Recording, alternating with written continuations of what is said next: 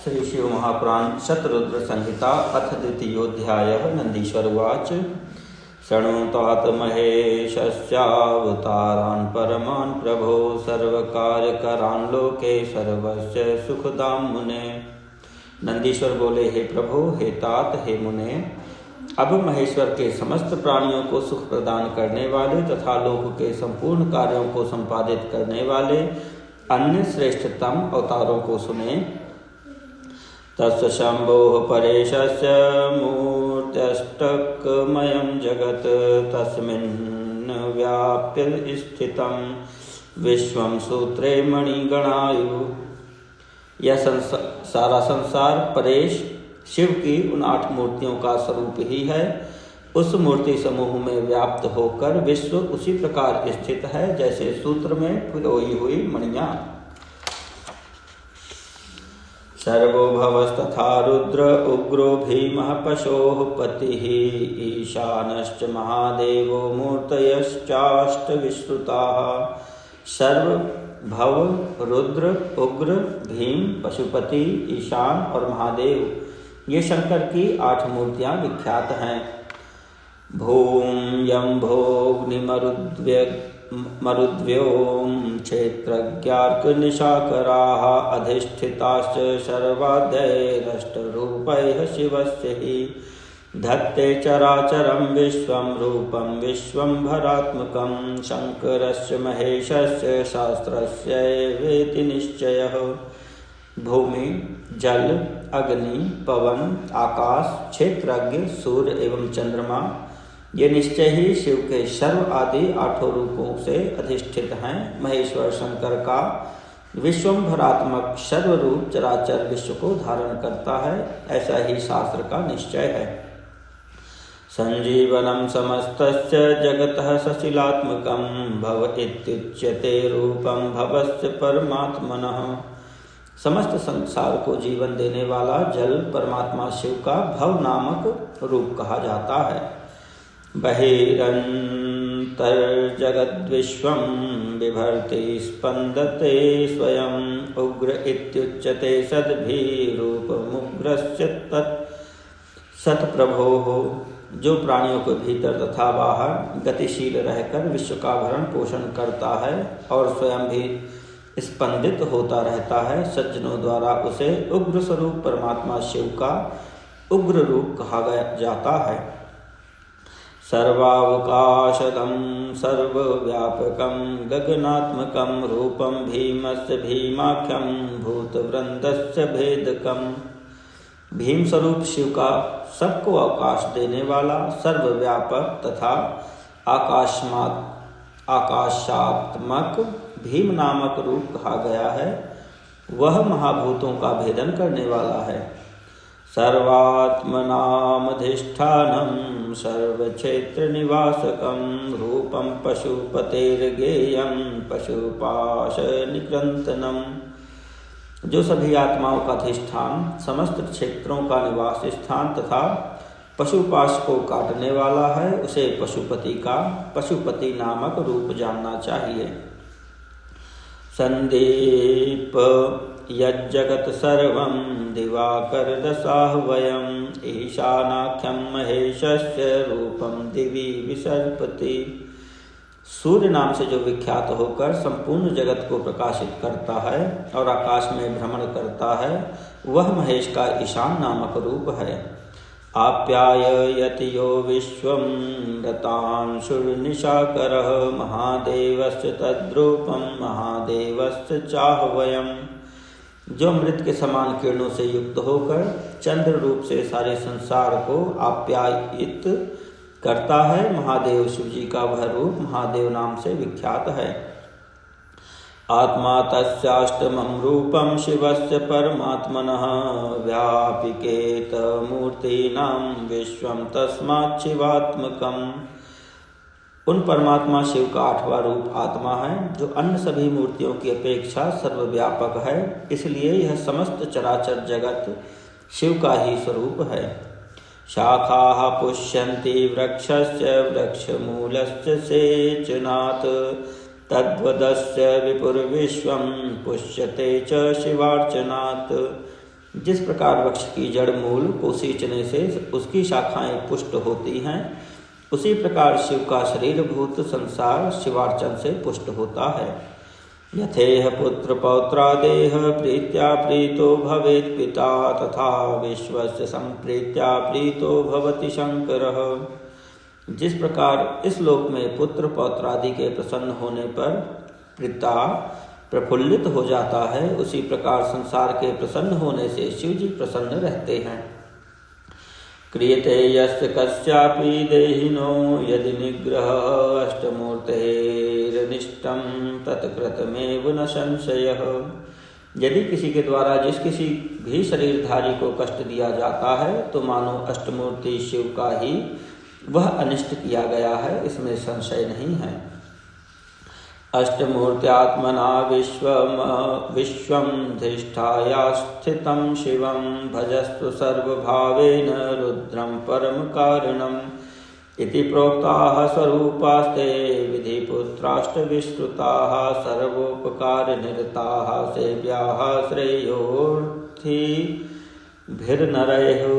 अतः अष्टमूर्ति रूप से सारे विश्व को व्याप्त करके सर्वतो भावेन स्थित परम कारण रुद्र शिव का सर्वभाव से भजन कीजिए। हे सनत कुमार, हे विधिपुत्र, इस प्रकार मैंने आपसे शिव के प्रसिद्ध आठ स्वरूपों का वर्णन किया। अपना कल्याण चाहने वाले मनुष्यों को सभी के उपकार में निरत इन रूपों की उपासना करनी चाहिए। इति श्री शिव महापुराणे तृतीयायां शतरुद्र संहितायां शिवाष्टमूर्ति वर्णनम नाम द्वितीयोऽध्यायः। श्री शिव महापुराण शतरुद्र संहिता अथ तृतीयोऽध्यायः। नंदीश्वर उवाच शृणुतात महाप्राज्ञ विधिकाम प्रपूरकम् अर्धनारी नराख्यां हि शिवरूपमनुत्तमम् यदा सृष्टाः प्रजाः सर्वाः नाव्यवर्धन्त वेधसा तदा चिंताकुलो भूत्स तेन दुखेन दुखितः। नंदीश्वर बोले, हे तात, हे महाप्राज्ञ, अब मैं ब्रह्मा जी की मनोकामनाओं को पूर्ण करने वाले शिव के उत्तम अर्धनारीश्वर नामक रूप का वर्णन कर रहा हूँ, उसे सुने। ब्रह्मा के द्वारा विरचित समस्त प्रजाओं का जब विस्तार नहीं हुआ, तब उस दुख से व्याकुल हो वे चिंतित रहने लगे। नभो वाणी तदा भूद्वै सृष्टिं मिथुन जां कुरु तच्छ्रुत्वा मैथुनीं सृष्टिं ब्रह्मा कर्तुं मन्यत नारीणां कुलमीशान्नान् निर्गतं न पुरायतः ततो मैथुन जां सृष्टिं कर्तुं शैकेन पद्मभूः। तब आकाशवाणी हुई कि आप मैथुनी सृष्टि करें। यह सुनकर ब्रह्मा ने मैथुनी सृष्टि करने का निश्चय किया। उस समय शिव जी से स्त्रियां उत्पन्न नहीं हुई थी, अतः ब्रह्मा जी मैथुनी सृष्टि करने में समर्थ नहीं हो सके। प्रभावेन विना शंभोन जायेर्निम्माः प्रजाः एवं संचिन्तयन् ब्रह्मा तपः कर्तुं प्रचक्रमे। शिवया परया शक्त्या संयुक्तं परमेश्वरं संचिन्त्य हृदये प्रीत्या तेपे स परमं तपः। तीव्रेण तपसा तस्य संयुक्तस्य स्वयंभुवः अचिरेणैव कालेन तुतोख स शिवो द्रुतम्। शिव के प्रभाव के बिना इन प्रजाओं की वृद्धि नहीं होगी, ऐसा विचार करते हुए ब्रह्मा जी तप करने को उद्यत हुए। पार्वती रूप परम शक्ति से संयुक्त परमेश्वर शिव का हृदय में ध्यान कर वे अत्यंत प्रीति से महान तपस्या करने लगे। इस प्रकार की उग्र तपस्या से संयुक्त हुए उन स्वयंभू ब्रह्मा पर थोड़े समय में शिव जी शीघ्र ही प्रसन्न हो गए। ततः पूर्णचिदीशस्य मूर्तिमाविश्य कामुदाम् अर्धनारी नरो भूत्वा गतो ब्रह्मान्तिकं हरः। उसके पश्चात भगवान हर अपनी पूर्ण चैतन्यमयी ऐश्वर्यशालिनी तथा सर्व काम प्रदायिनी मूर्ति में प्रविष्ट होकर अर्धनारी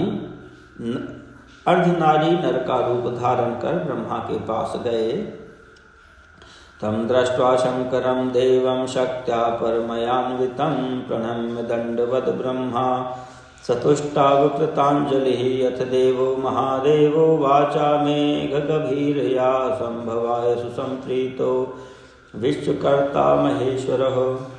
वे ब्रह्मा जी परम शक्ति से संपन्न उन परमेश्वर को देखकर दंडवत प्रणाम कर हाथ जोड़े हुए उनकी स्तुति करने लगे। इसके बाद देवाधिदेव विश्वकर्ता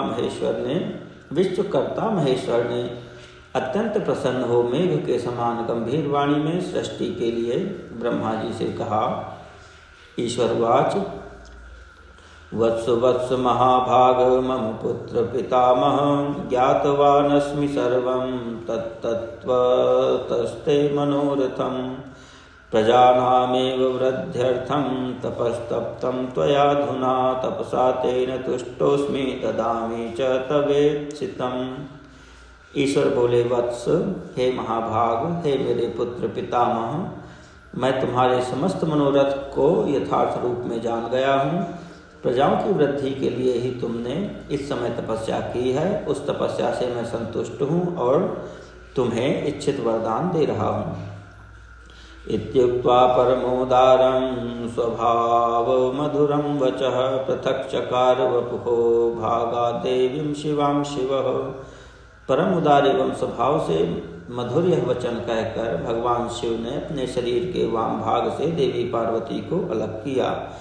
तां दृष्ट्वा परमां शक्तिं पृथक् भूतां शिवागतां प्रणिपत्य विनीतात्मा प्रार्थयामास तां विधि।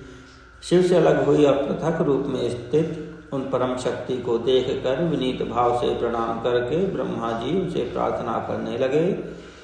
ब्रह्मोवाच देवदेवेन सृष्टोऽहमादौ त्वत्पतिना शिवे प्रजाः सर्वा नियुक्ताश्च शंभुना परमात्मना। ब्रह्मा जी बोले, हे शिवे, आपके पति देवाधिदेव शिव जी ने सृष्टि के आदि में मुझे उत्पन्न किया और उन्हीं परमात्मा शिव ने सभी प्रजाओं को नियुक्त किया है। मनसा निर्मिताः सर्वे शिवे देवादयो मया न वृद्धिमुपगच्छन्ति सज्जमानाः पुनः पुनः मिथुनप्रभवामेव कृत्वा सृष्टिमतः परं संवर्धयितुमिच्छामि सर्वा एव मम प्रजाः। हे शिवे, उनकी आज्ञा से मैंने अपने मन से सभी देवताओं आदि की सृष्टि की, परंतु बार बार सृष्टि करने पर भी प्रजाओं की वृद्धि नहीं हो रही है। इसलिए अब मैं तुमसे होने वाली सृष्टि करके ही मैं अपनी समस्त प्रजाओं की वृद्धि करना चाहता हूँ।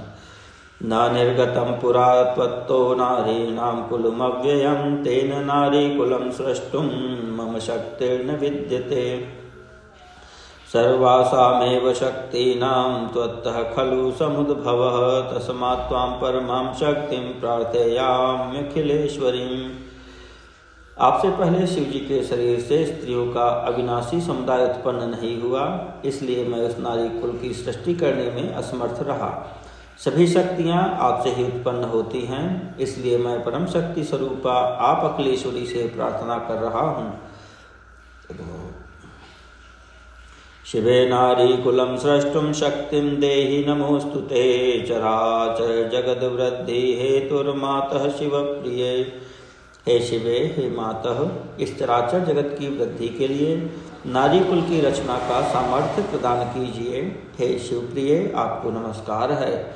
अन्यं त्वत्तः प्रार्थयामि वरं च वरदेश्वरी देहि मे तं कृपां कृत्वा जगन्मातर्नमोऽस्तु ते। हे वरदेश्वरी, मैं आपसे एक अन्य वर की प्रार्थना करता हूँ, मुझ पर कृपा कर उसे प्रदान करें। हे जगन्मातः, आपको नमस्कार है। चराचर विव्रधर्यर्थमीशेनैकेन सर्वगे दक्षस्य मम पुत्रस्य पुत्री भव भवाम्बिके। हे सर्वगे, हे अंबिके, हे चराचर जगत की वृद्धि के लिए, इस चराचर जगत की वृद्धि के लिए आप अपने एक सर्वसमर्थ रूप से मेरे पुत्र दक्ष की कन्या के रूप में अवतरित हों। एवं संयाचिता देवी ब्रह्मणा परमेश्वरी तथा स्तुति वचः प्रोच्य तच्छक्तिं विधये ददौ। तस्माद्धीसा शिवा देवी शिवशक्तिर्जगन्मयी शक्तिमेकं भ्रुवोर्मध्यात् ससर्जात्मसमप्रभाम्। ब्रह्मा जी द्वारा इस प्रकार याचना करने पर ऐसा ही होगा, यह वचन कहकर देवी परमेश्वरी ने ब्रह्मा को वह शक्ति प्रदान की। इस प्रकार यह स्पष्ट ही है कि भगवान शिव की परम शक्ति वे शिवा देवी शिवात्मिका स्त्री पुरुषात्मिका हैं। उन्होंने अपनी भवों के मध्य से अपने ही समान कांति वाली एक दूसरी शक्ति का सृजन किया। तामास प्रह संप्रेक्ष शक्तिम देववरोहरः कृपा सिंधुर्महेशानो लीलाकारी भवाम्बिकम्। उस शक्ति को देखकर देवताओं में श्रेष्ठ कृपा सिंधु लीलाकारी महेश्वर हर हंसते हुए उन जगन माता से कहने लगे। शिव उवाच तपसाराधिता देवी ब्रह्मणा परमेष्ठिना प्रसन्ना भवसु प्रीत्या कुरु तस्याखिलेप्सितं तामाज्ञां परमेशस्य शिरसा प्रतिगृह्य सा ब्रह्मणो वचना देवी दक्षस्य दुहिताभवत्। शिव जी बोले, हे देवी, परमेष्ठी ब्रह्मा ने तपस्या के द्वारा आपकी आराधना की है, अतः आप प्रसन्न हो जाइए और प्रेम पूर्वक उनके सारे मनोरथों को पूर्ण कीजिए। तब उन देवी ने परमेश्वर शिव जी की आज्ञा शिरोधार्य करके ब्रह्मा जी की प्रार्थना अनुसार दक्ष पुत्री होना स्वीकार कर लिया। दत्वैवं तुलां शक्तिं ब्रह्मणे सा शिवा मुने विवेश देहं शंभोर्हि शंभुश्चान्तर्दधे प्रभुः। हे मुने, इस प्रकार ब्रह्मा को अपार शक्ति प्रदान कर वे शिवा शिव जी के शरीर में प्रविष्ट हो गईं और प्रभु शिव भी अंतर्ध्यान हो गए। तदा प्रभृति लोकेस्मिन् सुक्रिया भागः प्रकल्पितः आनंदं प्राप सविधि सृष्टिर्जाता च मैथुनी। एतत्ते कथितं तात शिवरूपं महोत्तमं वर्धनारी नरार्धं हि महामंगलदं सताम्।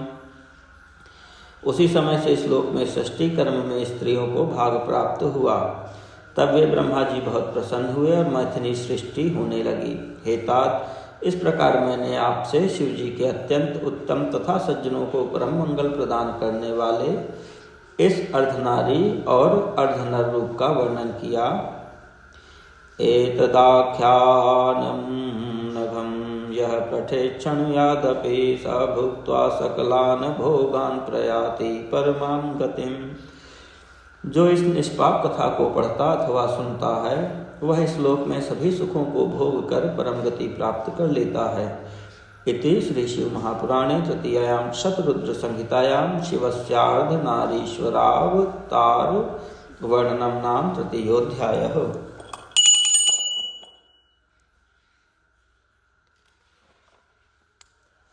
श्री शिव महापुराण शतरुद्र संहिता अथ चतुर्थोऽध्यायः। नंदीश्वर उवाच सनत कुमार सर्वज्ञ चरितं शांकरं मुदा रुद्रेण कथितं प्रीत्या ब्रह्मणे सुखदं सदा।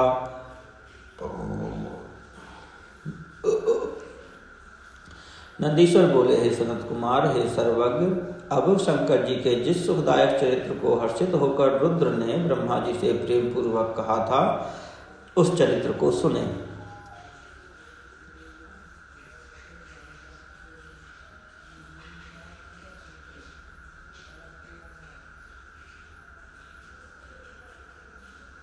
शिववाच सप्तमे चैव वाराहे कल्पे मन्वन्तराभिधे कल्पेश्वरोऽथ भगवान् सर्वलोकप्रकाशनः मनोर्वैवस्वतस्यैव ते प्रपुत्रो भविष्यति तदा चतुर्युगाश्चैव तस्मिन् मन्वन्तरे विधे।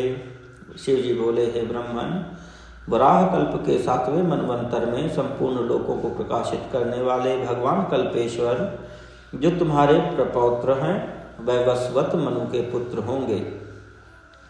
अनुग्रहार्थम लोकानां ब्राह्मणानां हिताय च उत्पत्स्यामि विधे ब्रह्मन् द्वापराख्य युगांतिके। हे विधे, हे ब्रह्मन, उस समय लोगों के कल्याण के निमित्त तथा ब्राह्मणों के हित के लिए मैं प्रत्येक द्वापर युग के अंत में अवतार ग्रहण करूँगा। युग प्रवृत्त्या च तदा तस्मिंश्च प्रथमे युगे द्वापरे प्रथमे ब्रह्मण्यदा व्यासः स्वयं प्रभुः। तदाहं ब्राह्मणार्थाय कलौ तस्मिन् युगान्तिके भविष्यामि शिवायुक्तः श्वेतो नाम महामुनिः।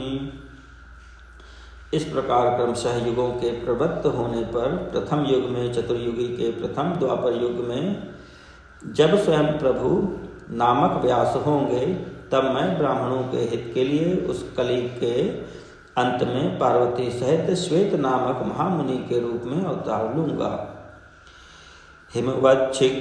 हिमवच्छिखरे रम्ये छागले पर्वतोत्तमे तदा शिष्याः शिखायुक्ता भविष्यन्ति विधेमम्। श्वेतः श्वेतशिखश्चैव श्वेताश्वः श्वेतलोहितः चत्वारो ध्यानयोगा ते गमिष्यन्ति पुरं मम। हे विधे, उस समय पर्वतों में श्रेष्ठ रमणीय हिमालय के छागल नामक शिखर पर शिखा से युक्त श्वेत, श्वेत शिख, श्वेताश्व और श्वेतलोहित नामक मेरे 4 शिष्य होंगे। वे चारों ध्यान योग के प्रभाव से मेरे लोक को जाएंगे। ततो भक्ता भविष्यन्ति ज्ञात्वा मां तत्त्वतो व्ययं जन्म मृत्यु जराहीनाः परब्रह्म समाधयः। तब वहाँ मुझ अविनाशी को तत्वपूर्वक जानकर वे मेरे भक्त होंगे और जन्म मृत्यु जरा से रहित तथा परम ब्रह्म में समाधि लगाने वाले होंगे। द्रष्टुम शक्यो नरैर्नाह मृते ध्यानात् पितामह दान धर्मादिभिर्वत्स साधनैः कर्म हेतुभिः। हे पितामह, हे वत्स, ध्यान के बिना मनुष्य मुझे दान धर्मादि कर्म के हेतुभूत साधनों में देखने में असमर्थ हैं।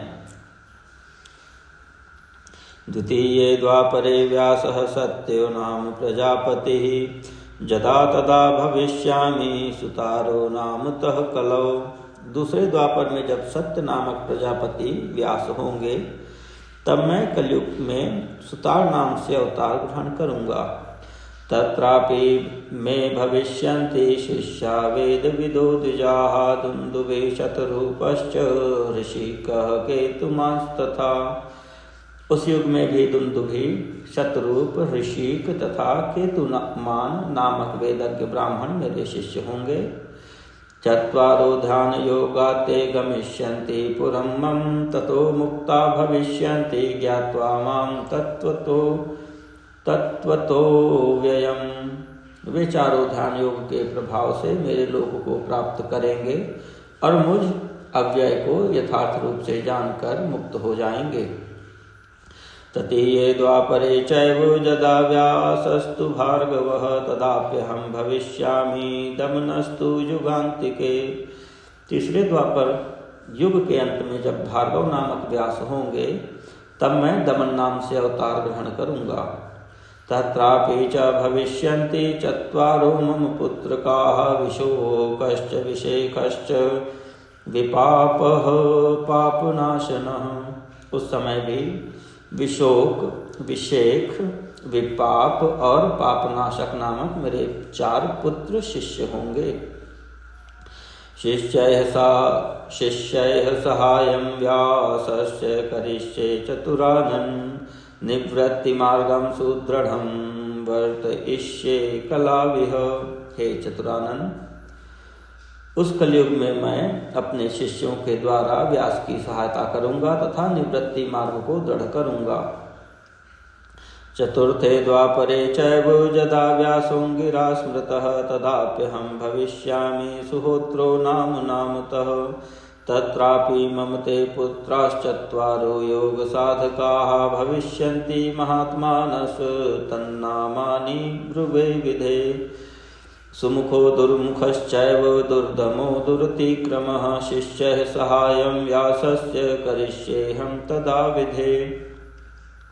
चौथे द्वापर में जब अंगिरा नामक व्यास रूप में प्रसिद्ध होंगे, तब मैं सुहोत्र नाम से अवतार ग्रहण करूंगा। उस समय भी महात्मा योग साधक मेरे 4 पुत्र शिष्य होंगे। हे ब्राह्मण, मैं उनके नाम बता रहा हूँ, सुमुख, दुर्मुख, दुर्दम और दुरतिक्रम। हे विधे, उस समय मैं अपने शिष्यों के द्वारा व्यास की सहायता करूँगा।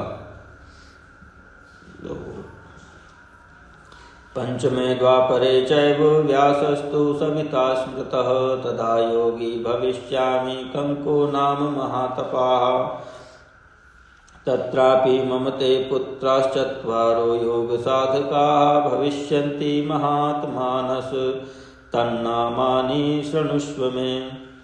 सनकः सनातनश्चैव प्रभुर्यश्च सनन्दनः, विभूषणकुमारश्च निर्मलो निरहङ्कृतिः। तत्रापि कंकनामाहं साहाय्यं सवितुर्विधे, व्यासस्य हि करिष्यामि निवृत्तिपथवर्धकः। 5वें द्वापर में सविता नामक व्यास कहे गए हैं। उस समय मैं महातपस्वी कंक नामक योगी के रूप में अवतार ग्रहण करूंगा। उस समय भी मेरे 4 योग साधक तथा महात्मा पुत्र शिष्य होंगे। उनके नाम मुझसे सुनिए। सनक, सनातन, प्रभु सनंदन और सर्वव्यापी निर्मल अहंकार रहित सनत कुमार। हे ब्राह्मण, उस समय भी कंक नामक मैं सविता व्यास की सहायता करूंगा और निवृत्ति मार्ग का संवर्धन करूंगा। परिवर्त्रे पुनः खष्ठे द्वापरे लोककारकः, कर्ता वेद विभागस्य मृत्युर्व्यासो भविष्यति। तदाप्यहं भविष्यामि लोकाक्षिर्नाम नामतः, व्यासस्य सुसहायार्थं निवृत्तिपथवर्धनः। तत्रापि शिष्याश्चत्वारो भविष्यन्ति दृढव्रताः, सुधामा विरजाश्चैव संजयो विजयस्तथा। इसके बाद 6ठे द्वापर के आने पर लोक की रचना करने वाले तथा वेदों का विभाग करने वाले मृत्यु नामक व्यास होंगे।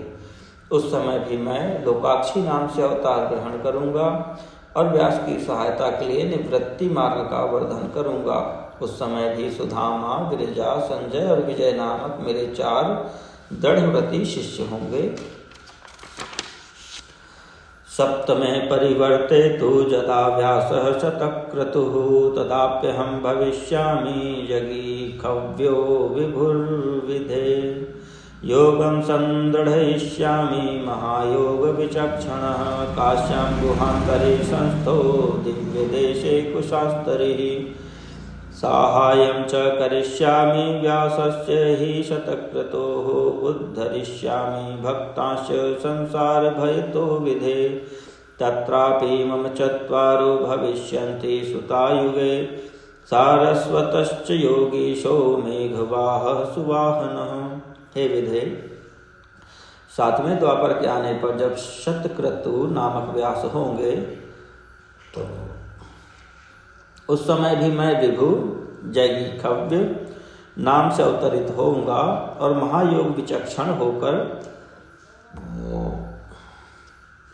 काशी की गुफा में दिव्य स्थान में कुशा के आसन पर बैठकर योग मार्ग को दृढ़ करूंगा तथा शतक्रतु व्यास की सहायता करूंगा। एवं हे विधे, संसार के भय से भक्तों का उद्धार करूंगा। इस युग में भी सारस्वत, योगीश, मेघवाह और सुवाहन नामक मेरे 4 पुत्र शिष्य होंगे।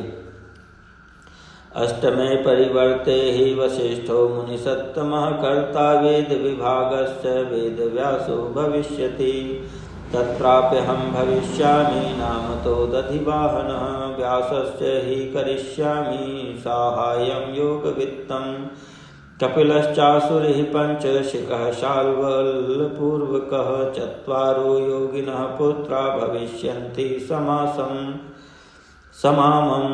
8वें द्वापर युग के आने पर वेदों का विभाग करने वाले मुनि श्रेष्ठ वशिष्ठ वेदव्यास होंगे। हे योग जानने वालों में श्रेष्ठ, उस समय मैं दधिवाहन नाम से अवतार ग्रहण करूंगा और व्यास की सहायता करूंगा। उस समय कपिल, आसुरी, पंचशिख और शाल्वल नामक मेरे 4 पुत्र शिष्य होंगे जो मेरे ही समान योगी होंगे। नवमे परिवर्ते तु तस्मिन्नेव युगे विधे भविष्यति मुनि श्रेष्ठो व्यास ताहवयः व्यासस्य ध्यायतस्तस्य निवृत्तिपथवृद्धये तदाप्यहं भविष्यामि ऋषभो नामतः स्मृतः पराशरश्च गर्गश्च भार्गवो गिरिशस्तथा चत्वारस्तत्र शिष्या मे भविष्यन्ति सुयोगिनः तैः साकं दृढयिष्यामि योगमार्गं प्रजापते करिष्यामि सहायं वै वेदव्यासस्य सन्मुने। हे विधे, 9वें द्वापर युग के आने पर उसमें सारस्वत नामक मुनि श्रेष्ठ व्यास होंगे। उस समय वे व्यास जी निवृत्ति मार्ग को बढ़ाने का विचार करेंगे। तब मैं ऋषभ नाम से विख्यात होकर अवतार लूंगा। उस समय पराशर, गर्ग, भार्गव एवं गिरीश नामक मेरे परम योगी शिष्य होंगे। हे प्रजापते, मैं उनके साथ योग मार्ग को दृढ़ करूंगा और हे सन्मुने, मैं वेदव्यास की सहायता करूंगा। तेन रूपेण भक्तानां बहूनां दुखिनां विधे उद्धारं भवतोऽहं वै करिष्यामि दयाकरः सोऽवतारो विधे मे हि ऋषभाख्यः सुयोगकृत सारस्वतव्यासं मनः कर्ता नानोति कारकः। उस समय हे विधे, दयालु मैं अपने उस रूप से बहुत से दुखित भक्तों का एवं स्वयं आपका भी उद्धार करूंगा। हे विधे, मेरा वह ऋषभ नामक अवतार योग मार्ग का प्रवर्तक सारस्वत व्यास के मन को संतुष्ट करने वाला तथा अनेक प्रकार की लीला करने वाला होगा। अवतारेण मे येन भद्रायुर्नृपबालकः जीवितो हि मृतः क्ष्वेड दुःखतो जनकोञ्चितः। मेरे उस अवतार ने भद्रायु नामक राजकुमार को, जो विष के दोष से मर गया था एवं जिसके पिता ने त्याग दिया था, पुनः जीवित कर दिया था। प्राप्ते षोडशे वर्षे तस्य राजशिशोः पुनः ययौ तद्वेश्म सहसा ऋषभः स मदात्मकः। उस राजकुमार के 16 वर्ष का होने पर मेरे अंश से उत्पन्न ऋषभ पुनः सहसा उसके घर गए। पूजितस्तेन स मुनिः सद्रूपश्च कृपानिधिः उपादिदेश तद्धर्मान् राजयोगान् प्रजापते। ततः स कवचं दिव्यं शङ्खं खड्गं च भास्वरं ददौ तस्मै प्रसन्नात्मा सर्वशत्रुविनाशनम्। हे प्रजापते, उस राजकुमार ने कृपानिधि तथा उन ऋषभ जी का आदर पूर्वक पूजन किया और ऋषभ जी ने उसे उस समय राजयोग से युक्त धर्मोपदेश दिया। तदनंतर उन्होंने प्रसन्न चित्त होकर दिव्य कवच, शंख तथा प्रकाशमान खड्ग प्रदान किया, जो शत्रुओं के विनाश में समर्थ था। तदंगम भस्म नाम्रस्य कृपया दीनवत्सलः स 12 सहस्रस्य गजानां च बलं ददौ। तदनंतर दीनवत्सल उन महात्मा ऋषभ जी ने उसके अंगों में भस्म लगाकर कृपा पूर्वक 12,000 हाथियों का बल भी उसे प्रदान किया। इति भद्रायुखं सम्यगनुशुवास्य समाकृतं समात्रकं ययौ स्वैरगतिस्ताभ्यां पूजितस्त्ववृषभः प्रभु। इस प्रकार माता सहित भद्रायु को भली भांति आश्वस्त करके तथा उन दोनों को पूजित होकर स्वेच्छागामी प्रभु ऋषभ चले गए।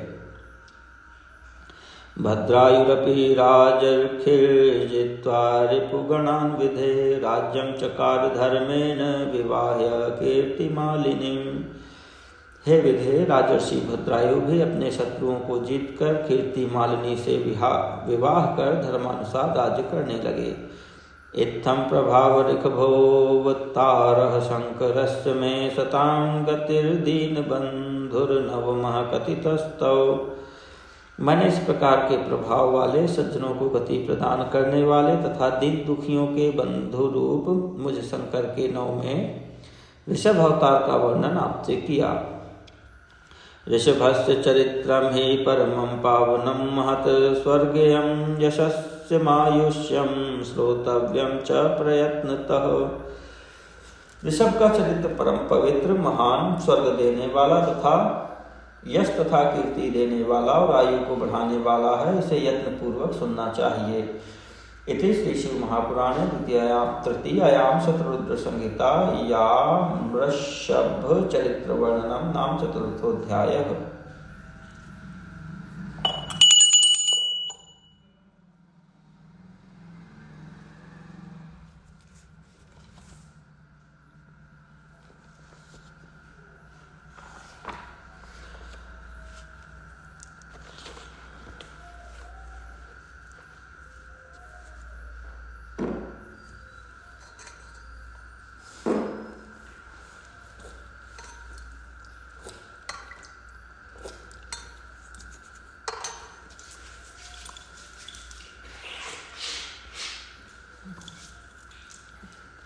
शिवो हरो मृडो रुद्रः पुष्करः पुष्पलोचनः अर्थिगम्यः सदाचारः शर्वः शम्भुर्महेश्वरः चन्द्रापीडश्चन्द्रमौलिर्विश्वं विश्वम्भरेश्वरः वेदान्तसारसन्दोहः कपाली नीललोहितः ध्यान